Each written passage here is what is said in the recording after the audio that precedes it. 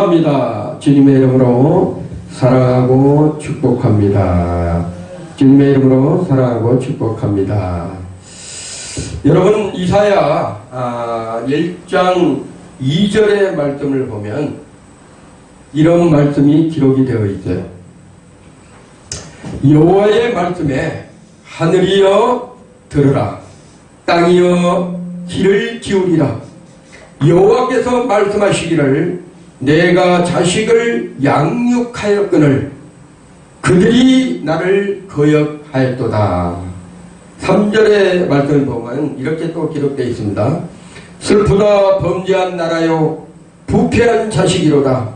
그들이 여호와를 버리며 이스라엘 거룩한 자로 만홀히 여겨 멀리하고 물러갔도다. 이렇게 이사야 1장 2절과 3절에 기록이 되어 있습니다. 하나님께서 이스라엘 백성들에게 양육하고 또 그들을 이끄시고 또 하나님의 백성을 삼으시고 하나님께서 많은 것을 보여주시고 또 특별히 사랑해서 이스라엘 백성들을 이렇게 인도해 내었는데 그들이 하나님을 버렸다는 거예요. 그래서 하나님께서 뭐라고 말씀하신다면 하늘이여 들으라, 땅이여 귀를 기울이라. 하나님께서 행하신 것을 이스라엘 백성들이 다 잃어버렸다는 것입니다. 여러분, 라틴어에 보면 페르소나라는 그런 어원이 있습니다. 페르소나. 근데 거기에 보면 이 페르소나가 무슨 뜻이라 한다면 가면이라는 뜻이에요. 가면. 자, 그 가면의 뜻을 제가 한번 보니까 외적 인격 또는 가면을 쓴 인격 이런 식으로 표현이 되고 있습니다. 혹시라도 우리가 하나님 앞에 가면을 쓰고 하나님 앞에 나아가고 있지 않는가? 우리의 믿음의 사람들이 하나님을 예배하고 하나님을 섬긴다 하면서도 혹시라도 나의 가면을, 인생의 가면을 쓰고 하나님을 섬기고 있지 않는가? 우리가 한번 생각을 해볼 필요가 있습니다. 왜 그런다면 이스라엘 백성이 그렇게 430년 동안 종살이 하면서 하나님 앞에 기도하고 간구하면서 눈물을 흘리고 우리를 구원해달라고 그렇게 소리쳤던 하나님의 백성들이 하나님께서 그들을 구원해 주셨는데 그들이 하나님을 버려버린 거예요. 그들이 하나님의 말씀을 버려버린 거예요. 그래서 하나님의 마음이 상실한 거예요. 내가 그들을 양육하고 길렀거늘 너희가 어찌하여 나를 버렸느냐, 이렇게 말씀하고 있습니다. 여러분, 바울 사도는 가면을 썼던 사람이에요. 하나님을 섬긴다면서 예수를 믿던 사람들을 잡아다가 죽이고 고문시키고 감옥에 집어넣었던 사람이 바로 바울이었습니다. 그런데 놀랍게도 하나님을 만나고 나서는, 하나님을 온전히 배웠고 나서는, 부활하신 주님을 만나고 나서는 그 가면을 완전히 벗어버렸대요. 자기의 인격에 가면 하나님을 섬긴다 하면서도 하나님을 온전히 모르고 섬겼던 나의 잘못된 가면을 완전히 벗어버리고 일평생 주님을 위해서 내가 살아 죽으나 주님의 것입니다 하면서 복음을 전했던 분이 바로 누구예요? 바울 사도예요. 반대로 여러분이 구약에서 잘 알고 있는 야곱이 있습니다. 야곱은 뭐예요? 원래 속이는 자예요. 이름이 속이는 자. 항상 아버지 앞에 잘 보이려고 노력했던 자가 바로 누구예요? 야곱이었어요. 그런데 항상 속에는 가면을 쓰고 있었다는 거예요. 가면. 이중적인 인격, 그 가면을 쓰고 있던 자가 야곱이었습니다. 하나님께서 이 야곱을 온전한 가면을 벗고 온전한 믿음으로 설 수 있도록 야복강 나루터에서 천사하고 씨름하고 나서 한독대를 치면서 야곱이 비로소 거기에서 누구를 만납니까? 하나님을 만납니다. 그래서 이제는 너는 야곱이라 하지 말고 이제부터는 이스라엘이라 하라. 이렇게 가면이 벗겨진 장소가 야복강 나루터예요. 여러분, 여러분의 인생에서 가면이 벗겨질 때가 언제입니까?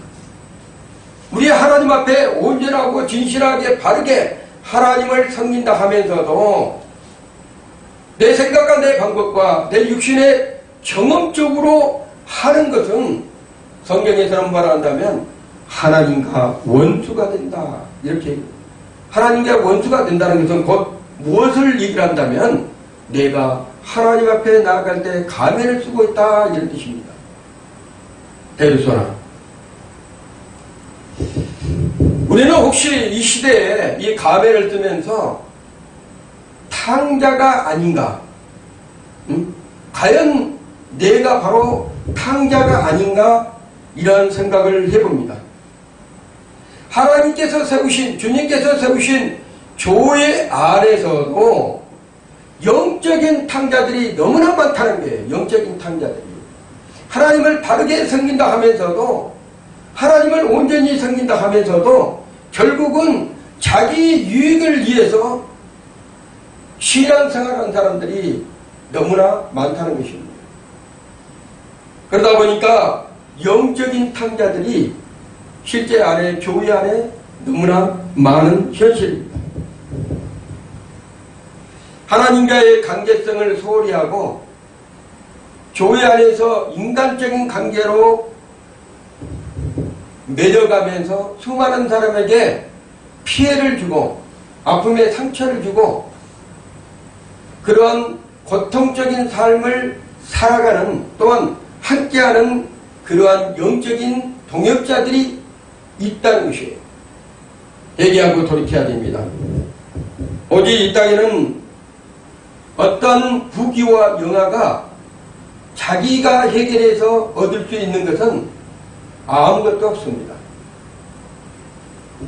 부자가 많은 부를 누려서 창고에다가 1년에 한 번씩 창고를 짓고 거기에다가 곡식을 넣고 수많은 금은 보화를 다 집어넣고 이제는 이 정도 하면 내가 내 자손들까지 풍부하게 먹을 수 있으니 얼마나 좋으랴 이렇게 생각하고 누워서 자기 배를 두들고 있었습니다. 그날 하나님께서 찾아오셔서 부자에게 이렇게 물어봅니다. 네가 평생 쓸 것을 모아놔도 네가 네 자손 대대로 먹을 것을 모아놔도 내가 오늘 내 생명을 거두면 지금 이 쌓은 것이 네 것이 되겠느냐 이렇게 물어보는 거예요.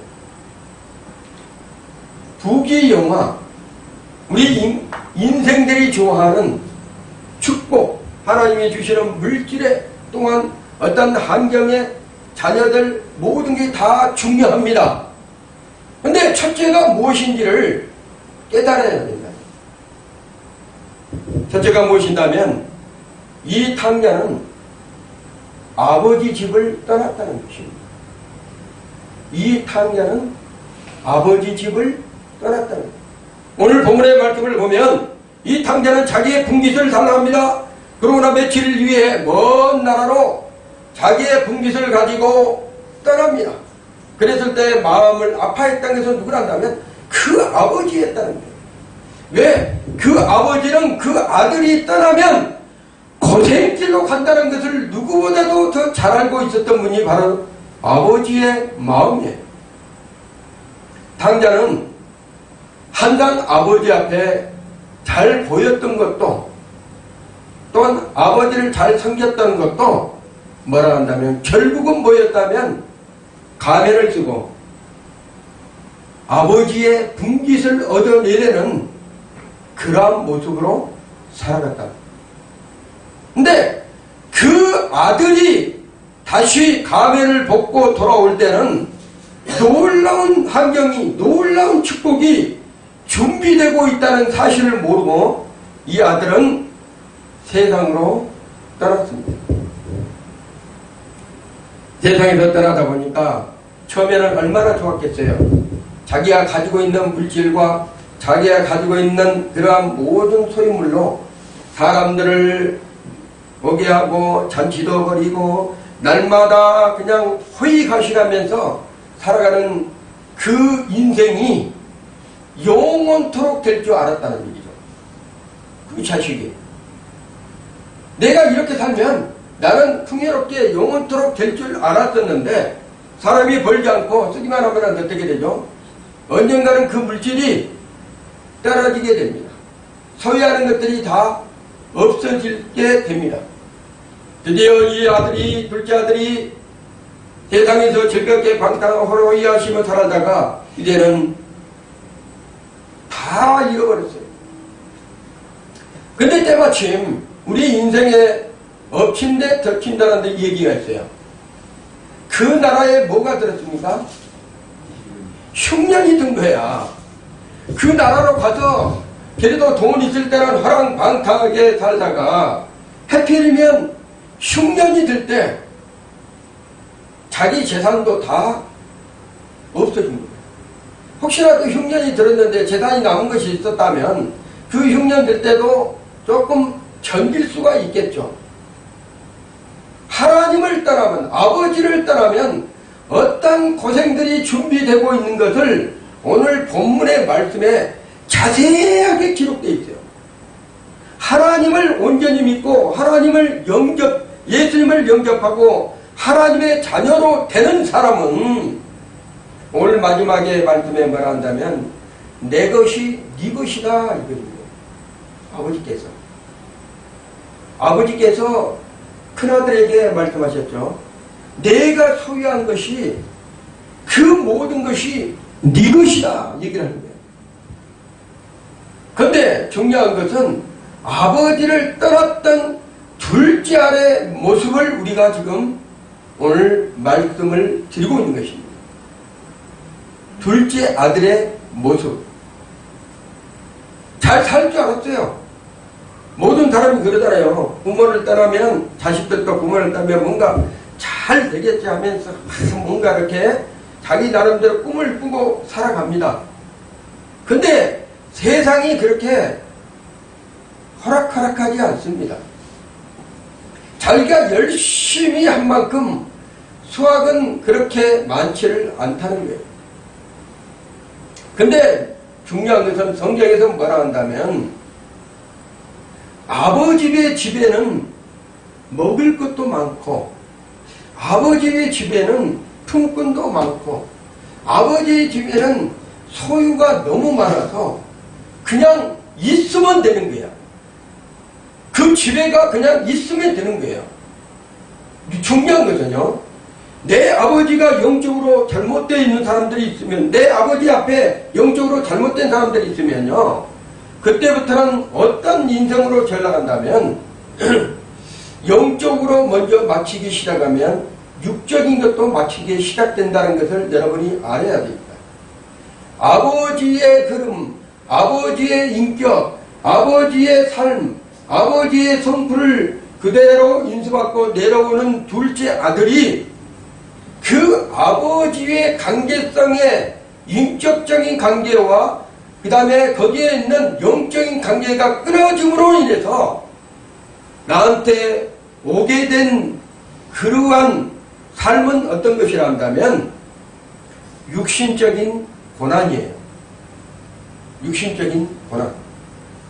성경에 보면요. 구약 성경에 보면 하나님을 잘 섬기고 영적으로 하나님을 올바르게 믿고 섬겼던 그 시대만은 어떤 일이 벌어졌다면 가는 곳마다 뭐가 있다면 샘이 나오고 땅을 파면 샘이 나오고 농사를 지면 100배의 결실을 맺었다고 성경에서는 기록해요. 하나님을 온전히 섬기고 첫 번째가 하나님을 섬기는 게 아버지를 섬기는 거예요. 그랬을 때 가는 곳마다 뭐라 한다면 그곳에 우물을 파면 사막에서는 우물을 파면 우물이 안 나옵니다. 그래서 양떼를 물을 양식을 못 먹여서 양떼를 기를 수가 없어요. 이스라엘 백성들의 초목 생활은 양을 잘 키워가지고 파는 것이에요. 돈벌이에요. 그래서 수목이 없기 때문에 항상 물을, 그 다음에 푸른 초장, 저렇게 푸른 초장에 가서 양들을 먹이고 그 양들을 통해서 하나님 앞에 드리고 또 양들을 통해서 생계를 유지해 가는 거예요. 그런데 놀랍게도 다른 지역, 하나님을 섬기지 않는 지역들은 땅을 파도 물이 안 나온다는 거예요. 땅을 파도. 그게 놀라운 일이에요. 왜 그럴까요? 그래서 땅을 파잖아요. 샘이 나오면 남들이 와서 갈치를 내요. 그러면 그 갈치와 무물을 줘야 안 줘요? 하나님의 사랑은 그냥 주는 거예요. 이것입니다. 자, 그래서 내가 하나님과의 관계 속에서 바른 영적 관계가 형성이 되면 그 다음부터는 여러분 우리의 육신적인 삶 여러분이 구하지 아니하여도 저절로 이루어집니다. 저절로 이루어져요. 그것이 하나님과의 관계성에서 교통이라는 거예요. 교통. 교통이 끊어지면 아무 소원이 없어요. 왜? 아버지를 버리고 교통이 끊어져서 어디로 갔습니까? 세상으로 간 그 탕자는 이제 아버지한테 어떤 인격적인 좋은 얘기, 사람이 인격이 어떻게 하면 어떻게 다른 사는 방법, 아버지가 가르쳐 줘야 되는데 그런 것을 할 수 있는 여건이 사라져버립니다. 쉽게 말하면 홀로서기를 해야 된다는 거예요. 홀로서기. 그 홀로서기가 본인이 할 것처럼 생각을 했는데 나도 내가 가면 우리 아버지처럼 나도 내가 할 수 있어. 내가 이 정도 물질을, 재정적인 물질을 한다면 아버지보다 더 잘할 수도 있어. 이런 생각으로 따랐던 자가 누구였어요? 둘째 아들이에요. 주님께서는 말씀하십니다. 뭐라고 말씀하신다면 너희가 나를 떠나서는 아무것도 할 수 없느니라. 12 제자에게 얘기를 하는 거예요. 예수님께서. 너희가 나를 떠나서는 아무것도 할 수 없어요. 예수님께서 십자가에 못 박히고 돌아가시니까 어떤 일이 온다면, 그리고 예수님께서 부활하시고 하늘로 승천했는데, 승천하면 뭔가 하나님의 나라를 위해서 헌신충성도 봉사할 수 있는 그런 기력이 있을 줄 알았는데, 예수님 십자가에 죽으시니까 어떤 일이 벌어져요? 고향으로 낙향을 해요. 예수님을 떠나서는 아무것도 할 수 없는, 고향으로 낙향해가지고 3년 반 동안 예수님께서 친히 제자들에게 가르치고, 자, 오늘 말씀 상상 중은 오늘은 자, 병자를 위해서, 오늘은 사마리아 여인을 위해서, 또한 제자들에게 책망을 위해서, 또한 새해를 내는 양식을 위해서 수많은 것을 제자들에게 가르치고 해줬는데도 예수님이 십자가에 돌아가셔버리니까 제자들은 하루아침에 낙향해가지고 3년 반에 구물 잡던, 자기가 고기 잡았던 그 고기 잡는 대로 갈릴리로 다시 다 내려가서 뭐를 해요? 생업에 종사하고 있는 거예요. 생업에 종사. 우리 인생은요, 하나님 관계에 떨어지면 목숨을 걸고 세상에서 돈벌이 합니다. 하나님의 관계에서 떨어지는 순간에 내가 목숨을 걸고 돈이 최고라고 생각하고 돈만이 목숨을 걸고 살아가고 있는 것이 현실이에요. 왜? 그들은 이 세상이 마지막이에요. 그래서 내가 많이 가졌느냐, 내가 많이 갖지 않았냐에 의해서 그들의 인생의 성공과 부를 자극하기 때문에. 그런데 우리 하나님의 자녀들은요, 내가 많이 소유하고 있느냐, 내가 많이 가지고 있느냐, 내가 없느냐, 이게 보여지고 하나님이 기뻐하신 것이 아닙니다.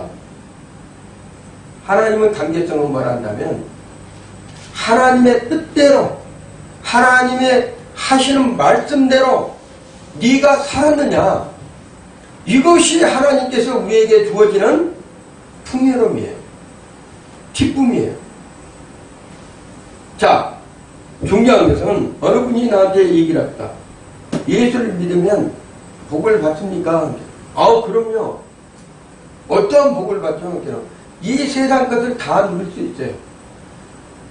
이 세상 것을 다 누릴 수 있어요. 왜? 내 것이 아닌데요? 자, 우리 인생은요, 소유의 목적이 있다니까요. 근데 여러분이 잘 알고 있는 불교 있잖아요.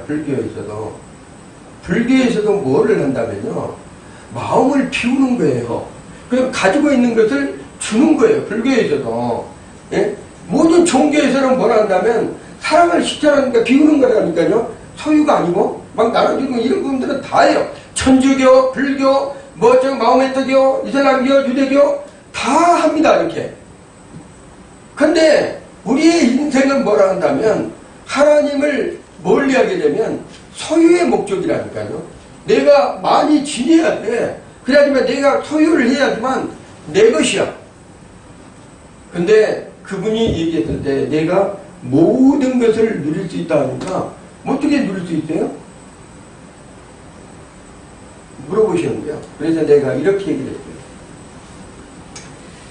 우리 주님은 한 영혼을 위해서 하나님 되심의 그 세계에서, 삼층중의 세계에서 자기 자신을 포기하고 하나님됨을 포기하고 인간의 모습으로 이 땅에 오셨다. 하나님됨을 포기했다는 게 하나님됨을 포기하고 인간의 모습으로 오셔서 철저하게 고통당하시고 그 다음에 물과 피를 다 쏟으시고 침뱉음을 당하시고 채찍으로 맞으시고 모든 것을 다 하시고 죽기까지 누구를 위해서? 지금 앞에서 말씀하신 당신을 위해서 죽으신 분이 바로 그분이에요. 근데 더 중요한 것은 뭐라 한다면 하나님께서 그 아들을 높이셔서 천하의 모든 것들, 정사와 권세와 정치자와 왕들과 모든 물질의 세계를 누구 앞에 무릎을 꿇게 했다면 그 아들 앞에서 예수님에게 무릎을 꿇게 했다. 당신이 기도하고 당신이 소유하고 싶은 것, 이 땅에서 원하는 것 기도하세요. 그 아버지가 그 아들의 모습을 보고 당신에게 주시지 않겠습니까? 어떤 일부분의 물질을 요구하는 것이 아니라 당신이 원하는 모든 것을 소유할 수 있는 권세를, 자녀의 권세를 당신에게 주었습니다. 자, 우리는 아버지가 엄청난 재산을 주셨어요. 세상 돈으로 그것을 살 수가 없어. 세상에 그 어떤 것도 여러분 아버지가 주신 것을 살 수가 없다니까요. 왜냐하면 구원이라는 것은 아들의 이름으로만 되는 거예요. 돈으로도 구원을 살 수 없어요. 금은 보화로도 금으로 살 수도 없습니다. 오직 예수 그리스도의 이름으로만 그 구원을 살 수가 있다는 것이에요. 여러분, 우리의 인생에 전환점이 필요합니다. 누구에게나 인생에 전환점이 있어요. 이 아들도 자기 나름대로는 뭔가를 해보기 위해서, 뭔가 잘 살아보기 위해서 그런 결단을 내리고 나갔겠죠. 근데 하필이면 그 지역의 모든 나라, 그 지역에 흉년이 들어가고 더 이상 먹을 것이 없어. 그래서 그때 당시에 돼지우리라는 것은 천하디 천한 직업이고, 이스라엘 나라 내에서는 돼지를 친다는 것은 상종을 안 해. 유대인들은 그 사람을 돼지 친 사람을 상종을 안 해. 그런 부분이야. 그래도 이 자식은 이제 생계를 유지를 해야 되니까, 목숨을 유지해야 되니까 돼지우리 가서 돼지를 치는 그런 삶을 살려고 갔는데, 거기서 돼지들이 먹는 지엽 열매라는 것이 있어요. 돼지들의 밥이죠. 그거라도 먹으려고 준비하고 있는데 이 돼지들이 안 줘. 무시를 해. 너무나 억울한 거야. 그 속에서 자기가 생각을 해보니까 그래도 나는 내 아버지 집에서는 아들로서 그 살아갈 때 그 모습은 남들이 어떻게 할 수 없는 그 곤자에 앉아서 내가 먹고 싶은 거, 내가 하고 싶은 거, 내가 쓸 수 있는 거 쓰고, 내가 가고 싶은 거 가고, 내가 오라가면 오고 하는데도 이런 부분으로 살아갔는데, 아니 돼지도 무시한 거야. 돼지도. 이 돼지도 무시한 거야. 돼지도 이 둘째 아들을 무시한다니까요. 안 주는 거예요. 그래서 순간 뭐라 한다면, 이렇게 있으면 내가 죽겠구나. 인생의 마지막이 종착지가 어디예요? 죽음입니다. 죽음. 인생의 마지막이 죽음이에요. 근데 그 죽음인데, 이 죽음의 삶의 향하에서 가는 곳이 천상의 본향이에요. 우리 영적인 사람들. 내 죽음 앞에, 내 육신의 죽음 앞에 내가 바라볼 수 있는 눈이 열린다면 천상이라니까. 하나님의 나라, 그곳, 내 아버지가 계신 곳, 그 아버지 집에는 모든 것이 있다. 그 아버지의 집에 터벅터벅 내가 가야 되겠구나.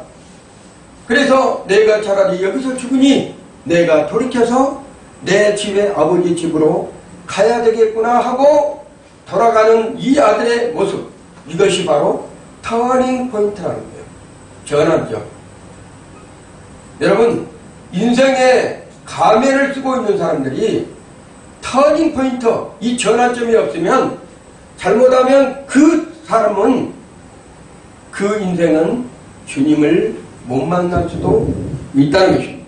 오늘 여러분과 저와 또 모든 사람들이 이 말씀을 들을 때 어떻게 한다면, 그 가면을 벗어볼 수 있는 터닝 포인트점, 전환점을 오늘 여러분이 만나야 된다. 여러분이 잘 알고 있는 아브라함에게도 전환점이 있었어요. 성경에 위대한, 여러분이 열국의 아버지라 하는 아브라함도 터닝 포인트 전환점이 있었다는 거예요. 갈대아 우르에서 우상을 섬겼던 그 아버지 밑에서 살았던 분이 누구예요? 아브라함이었어요. 근데 놀랍게도 그곳을 떠나러 갈 때 이 아브라함과 아브라함의 아버지, 이분들은 그곳을 바로 즉시 떠났던 것이 바로 터닝 포인트예요. 그 다음에 모세는 미디안 강에서 목동으로 살다가 호렙산 딸기나무 불꽃 가운데 하나님을 부름을 받고 이스라엘 민족을 추격한 2대의 지도자로 서게 된 것이 모세예요. 모세도 살인해고 도망갔었잖아요, 광야로. 그래가지고 미디안 광야에서 목동으로 숨어서 살면서 거기서 40년 동안 얼마나 고통을 당했습니까? 그러다가 떨기나무에서 하나님을 만나고 인생의 전환점이 생긴 사람이 바로 모세예요. 여러분, 성경에 나오는 유명한 한 분 한 분의 모든 사람들이 전환점이 있었다니까요. 가면을 쓰고 인생을 살았었다니까. 그들이 자기만이 가지고 있는 어떤 특권을 가지고 누리고 살았었는데, 하나님을 만나고 나서 인생의 전환점이 생기고 바뀌어지면서 하나님의 일꾼으로 전락하는 그런 부분을 볼 수가 있습니다. 다윗도 마찬가지로 목동에 살 수밖에 없는 시골 소년이 골리앗과 싸워서 승리함으로써 골리앗은 목을 비고 하나님을 영화롭게 했던 그 다윗이 왕이 된 거예요. 이게 전환점입니다. 바울 역시 마찬가지고 다메섹 도상에서 부활하신 주님을 만나고 나서 그때부터 내가 사나 죽으나 모든 것을 배설물로 여기고 오직 주님의 영광만을 위해서 내가 살겠다 하고 살았던 사람이 누구예요? 바울 사도예요. 자기 중심적인 삶에서 이제는 벗어나서 하나님의 중심적인 삶으로 살아가야지만 인생의 터닝포인트, 전환점으로 바꿔줄 수가 있는 것입니다. 본문 17절에 보면 이렇게 해서 예수들로 돌격하는데 내 아버지의 양식이 풍족이 품꾼이 얼마나 많은고 나는 여기서 줄여 죽는구나. 여기서 스스로 돌이켜, 이 말이 얼마만큼 중요하다면요, 사람은 스스로 돌이키지를 안 해요. 그래서 끝까지 갑니다. 끝까지 가서 아주 그냥 세상 사람이 어쩌든 누가 어쩌든 끝까지 가서 인생 파탄 난 사람들은 많이 있어. 근데 이 둘째 아들은 그나마 돼지우리에서 죄의 열매를 못 먹고 거기서 주여 죽는구나 이렇게 생각하다가 스스로 돌이켰다는 거야. 스스로 돌이켰다. 이 돌스테이 작품에 나오는, 제가 이 앞전에도 한번 말했는데 어느 목사님이 돌스테이 작품에 나와요. 근데 어느 목사님이 두 여인이 찾아왔어요. 한 여인은 큰 죄를 범하고 목사님한테 눈물을 흘리면서 이 죄를 어떻게 했으면 좋겠습니까? 하고 이 여인이 목사님한테 해결을 합니다. 또 하는 여인은 잡다른 죄를 많이 했었어. 조그만 죄, 큰 죄가 아니고. 그러다 보니까 그렇게 슬피 울면서 해결하려고 하지 않아. 이 목사님이 죄가 있는 거야. 죄가 있었고 어떻게 했다면, 큰 죄를 지었다는 여인에게 말합니다. 당신은 밖에 나가서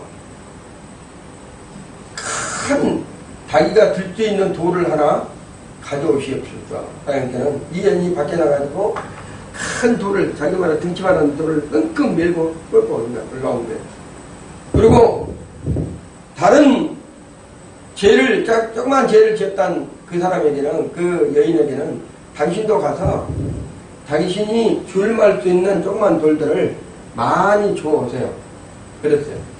그러니까 이 여인도 밖에 나가서 자기가 줄 수 있는 죄만큼 돌들을 많이 가져왔습니다. 그 목사가 말합니다. 미안하지만 두 분 다 이번에는 당신들이 가지고 온 돌멩이를 제자리에다 갖다 놓으세요. 이렇게 얘기를 하는 거예요. 당신들이 가지고 온 돌멩이를 제자리에다 갖다 놓으세요. 그러니까는 끙끙 매고 처음에 회개하고 눈물 흘리며 큰 죄를 지었다는 그 여인은 돌멩이 하나를 가져왔잖아. 큰 죄를 갖다 놓고. 그렇게 자기를 끙끙 매고 이렇게 가지고 그 제자리에다가 그걸 놔둬야 왜 안 놨을까요? 놔뒀어요. 근데 여러 개의 돌을 가지고 있는 잡다한 죄들을 지었다는 그 여인은 돌을 가져왔는데 이 돌이 장소를 몰라. 어디다 놔야 될지 가져온 장소를 잃어버렸어. 자, 이것은 무엇을 얘기를 한다면요. 우리가 큰 죄라고 하면 해결을 하지만 우리 인생에 믿음으로 하지 않는 모든 죄가 성경에서는 죄니라 이렇게 얘기했습니다. 여러분이 하루 살아가면서 하나님의 말씀대로 믿음으로 행하는 것이 얼마나 있어요. 믿음으로 하루하루 살아가는데 하루하루 살아가면서 하지 않는 모든 것이 죄라고 그랬는데 그 죄를 여러분이 기억하고 그 죄를 용서함 받고 있습니까? 그래서 우리는 영적인 소경일 수도 있다는 것이에요. 하나님 앞에서. 영적인 소경은 볼 수 없습니다. 육적인 눈은 언제나 어느 시기에 자잘못을 판단할 수 있고 기준을 제시할 수 있어요.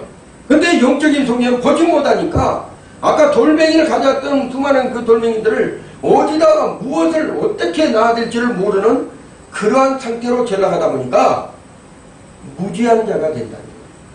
성경에서는 영원한 생명을 얻을 수 있는 길, 하나님과 그의 아들 보내신 자 예수 그리스도를 아는 것이 영생이라고 해요.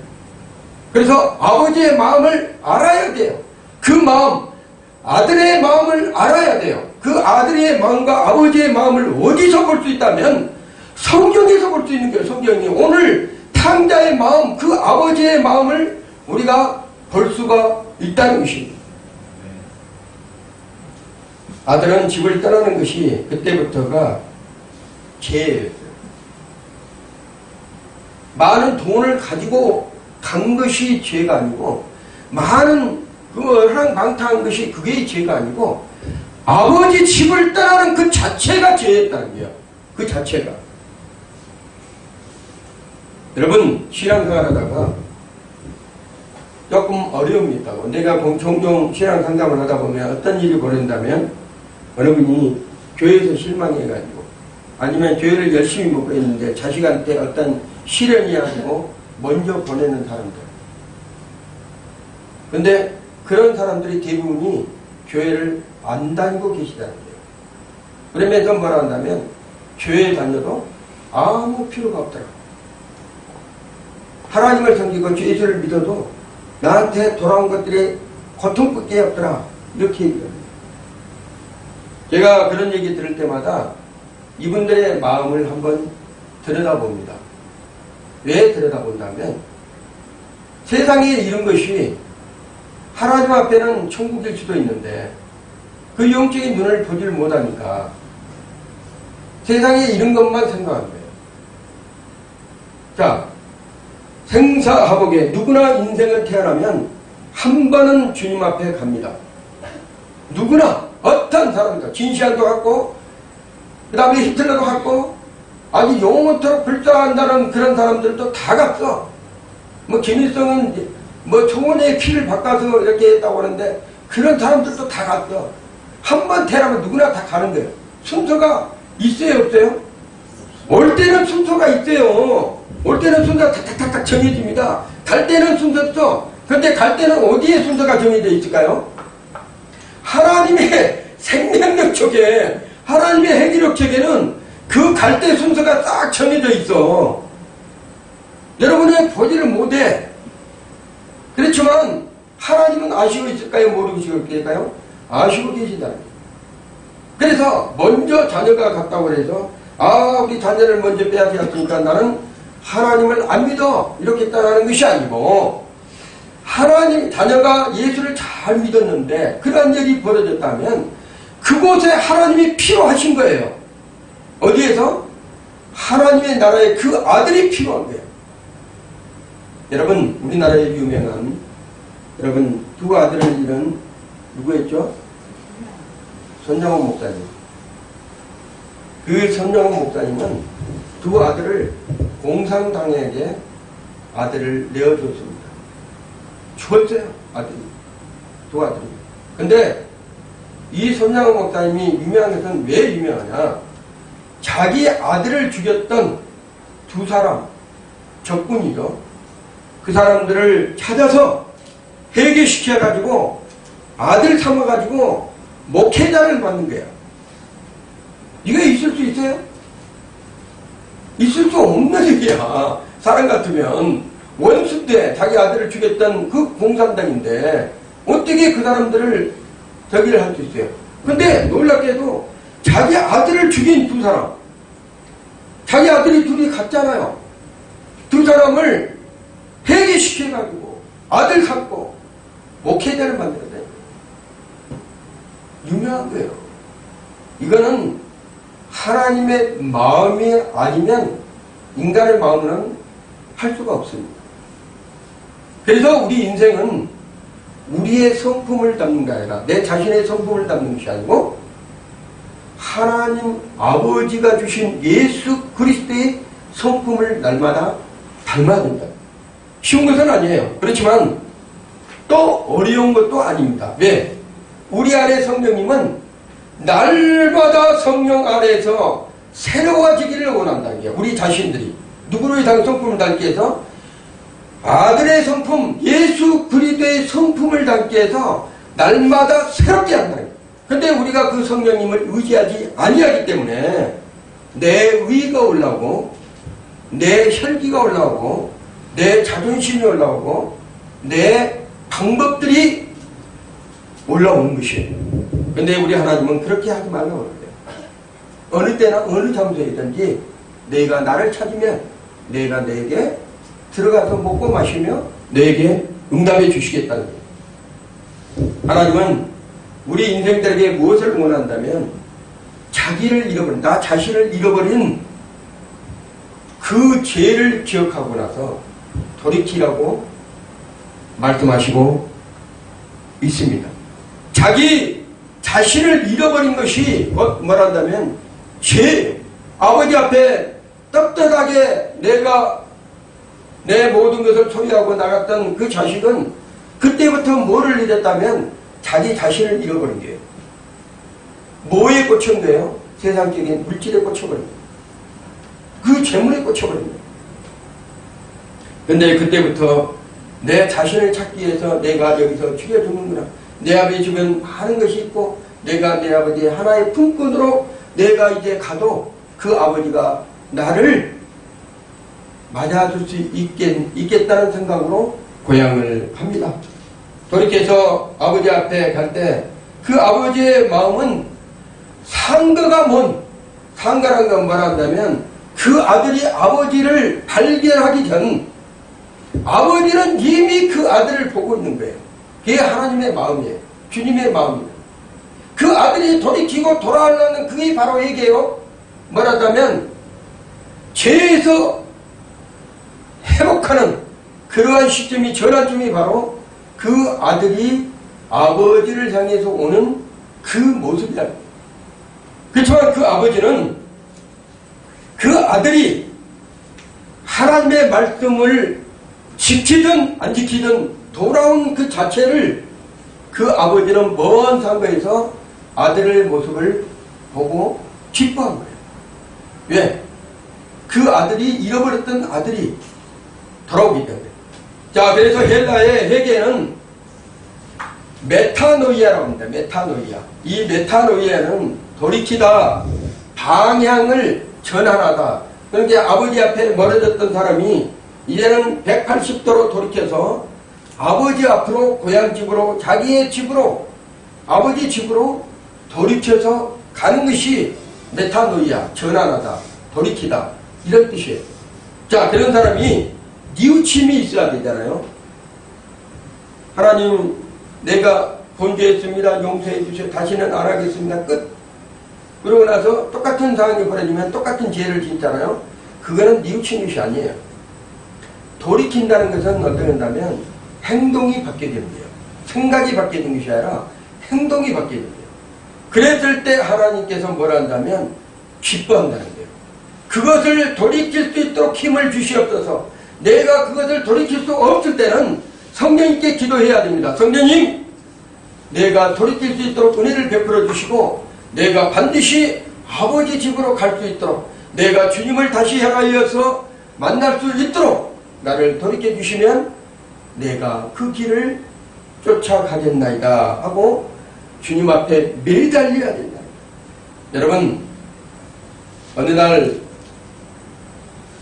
이버 목사가 스코틀랜드에 청중을 해서 열정적으로 설교를 하고 있었어요. 한 여인이 어머니와 관계성에서 안 좋아가지고 내가 9년 전에 가출을 했습니다.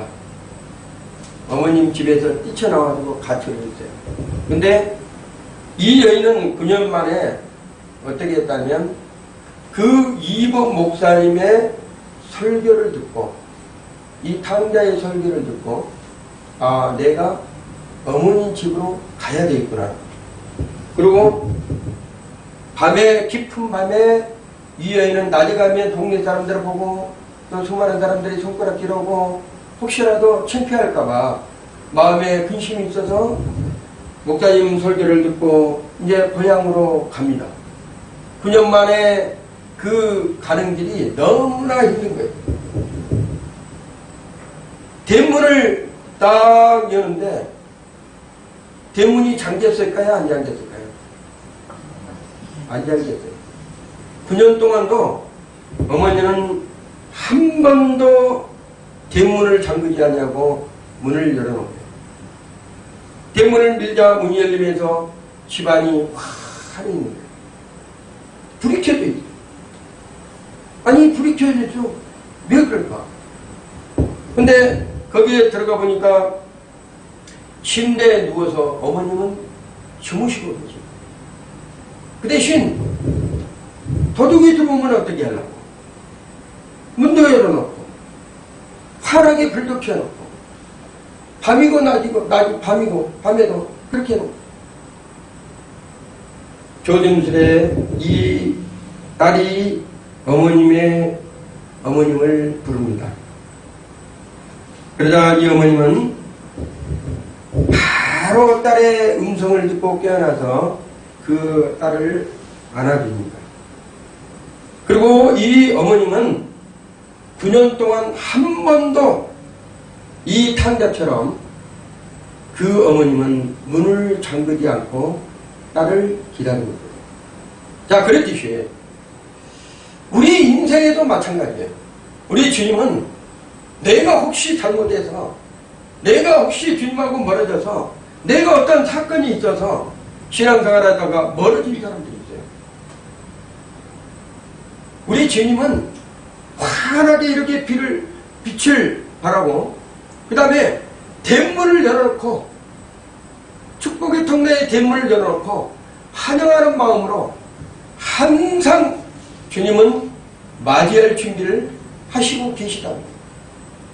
우리 인생들에게 주님은 오늘 탕자의 둘째 아들이 돌아온 것처럼 내가 돌이켜 내 아버지 집에는 그래도 나를 품꾼의 하나로 쓰실 수 있겠구나, 이런 마음으로 돌이킬 때 진정한 회개, 메타노이아, 진정한 회개가 나오고 무엇이 바뀌어진다면 내가 아버지하고 처음에 살았던 감정, 아버지를 속이고 살았던 페르소나, 가면, 진정한 가면이 벗겨진다는 거예요. 한 번 이 둘째 아들은 두 번 다시 아버지를 배신 안 합니다. 그 아들은 자기가 섬겼던, 처음에 내가 배신하고 떠났던 그 이전에 아버지를 모셨던 감정이 바로 내가 페르소나, 가면을 쓰고 내가 아버지를 섬겼구나.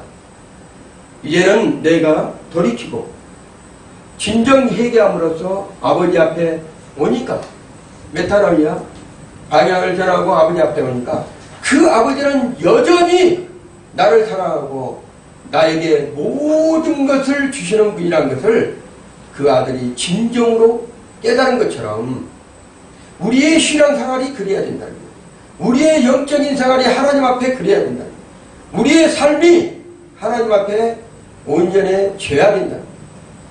그랬을 때 비로소 우리 하나님께서 우리를 뭐라고 얘기를 한다면 내 사랑하는 자녀요, 두고 보기에도 아까운 존재요, 천하보다 귀한 내 아들이라, 이렇게 일컬음을 하신다. 오늘 제가 이 본문의 말씀을 준비하면서 느꼈던 것이 있어요. 사람들은 쉽게 변합니다. 쉽게 포기합니다. 쉽게 그만둡니다. 근데 하나님의 말씀을 쉽게 버리고 쉽게 포기하고 쉽게 생각하면 안 된다는 거예요. 큰일 납니다.